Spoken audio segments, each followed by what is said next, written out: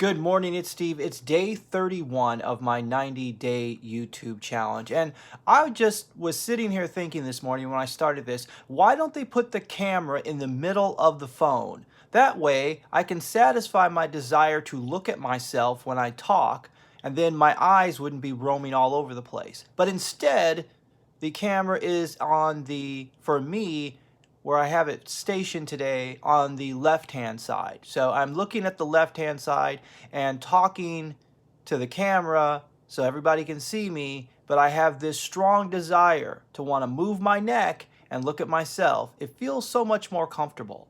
Maybe I'll just do that and film my videos where it's more comfortable. But then again, I could just do audio. When I do my podcast, that's the joy of doing my podcast, is I'm not really concerned about how I'm appearing, how my background looks, all of those sorts of things. Maybe that's a lesson, not to care about what people think. All right, anyway, day 31, we're starting off with my 5-minute journal. Here it is. Today is a great quote.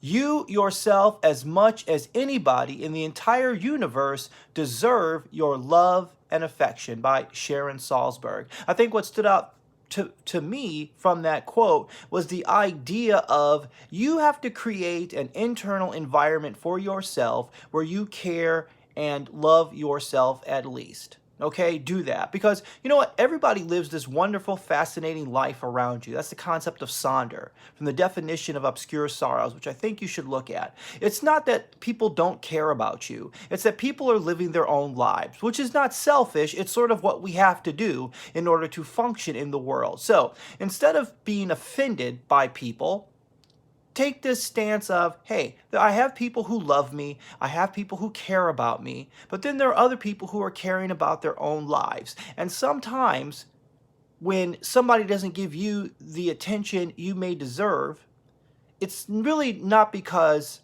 they don't like you. It's simply because they may have other things to do. And if they didn't have other things, then they would devote time and energy to you. Okay? Grace. Give people grace, give people mercy, that the majority of the people in your life care for you. And they've proven it time and time again. So, and also remember that those same people who are cared for you, who may not have time or have the energy right now, also are going through things too. We're all worried about the virus. We're all worried about the economy. So they all have burdens that they're bearing, and we all have burdens that we're bearing. So at times, we can't lift our burdens off of each other all the time. So that's why it's good to have love for yourself. At least you know you have time for yourself. Unless you're astral projecting and having out-of-the-body experiences, most of us are with ourselves all day long. So think about that. Also, that's why you cultivate a spiritual life. Psalm 31 today.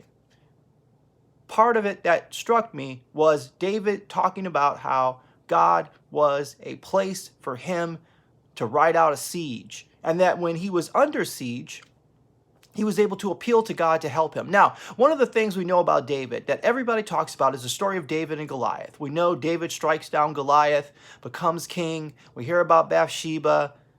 But we also never really hear too much about the time that David spent really in the desert. After David and Goliath, he was heroic, but King Saul was very jealous of him. And David spent many years fleeing from King Saul, under attack, his life threatened. The entire army of Israel was pursuing him to kill him. And that's where the majority of these Psalms were written. They weren't written from the palace. They weren't written in the lap of luxury. They were written by a man who was in a dark, dark time, fleeing and running from his life. We see the end of the story a lot of times, but David didn't know the end of this story. He was stuck. So, in those times when you feel stuck, when you don't know how the story is going to end, you have to generate love for yourself. And then when you can't even lift that up, you appeal to your spiritual relationships in whatever form they take. Have a spiritual practice. Have a spiritual practice. If you've been hurt by spiritual practices in the past, don't worry. Start a new one. Okay? do that. At least appeal to a higher power, God above you, something that's stronger and greater than yourself. Got it. Okay, meditation today. Peloton app, I did one on emotional balance, and that was a really good emotion today, emotional balance meditation, because I was able to get into the space of worry. And sometimes worry just sits there like a rock. And in the meditation, it had me to breathe around that worry. And then as I breathed around that worry in my meditation practice, I was able to see that kind of rock float away. That weight of, am I going to get the virus? Am I going to get sick? Am I going to end up in the grave next week? You know, those sorts of worries and fear. I think I attribute it to me being left-handed because fear doesn't motivate me. I know all those people out there who just constantly bombard fear, fear, fear, fear, fear, fear, fear. Hey, look, I'm at home, but constantly bombarding me with fear does not make me happier, okay? It doesn't work for me. Maybe it works for you, but fear constantly doesn't work for me. Maybe it's because I'm left-handed. I don't know. But I'm not the person who, when they hear the story, hey, I got a couple months to live, let's go out and do great stuff.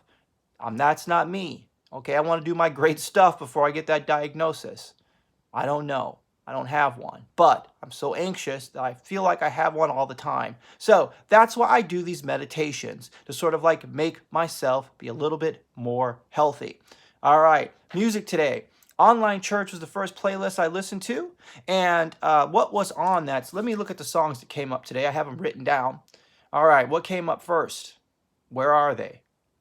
Okay, anyway, I do know that Every Hour by the Sunday Service by Kanye West came up. And then I also know Don't Leave Me This Way, which was not on my Online Church playlist.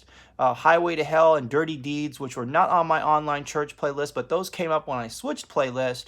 And then I think that I had Every Hour, which I said, for Kanye West, Gospel Choir, Sunday Service. I didn't write down the songs for my Online Church playlist that I played. I know there was, No Turning Back was one of the songs on my Online Church playlist that came up. And then there was another song that I woke up singing this morning and I completely forgot it, but it was on my Online Church playlist. Anyway, Stephen here, 31 days. I'm wandering right now and just kind of talking all over the place, but what am I doing today? My 135 to organize myself for my day. Got to do that. Got to do my 135. Got to put up my YouTube video. My writing group that I'm in. Today we give our comments for our post that we did this week. I took a break. Stephen Thompson Revolution. I did not have my novel up this week. So I took a little pause from my novel and I wrote a piece about how I was feeling about the current crisis. Stephen Thompson Experience podcast. I'm working on a new episode this week, calling it No Church in the Wild. I'm looking at the music of Kanye West. So that's going to be my podcast coming up this week. And I'm into these videos. Day 31. Have a great one. Bye-bye.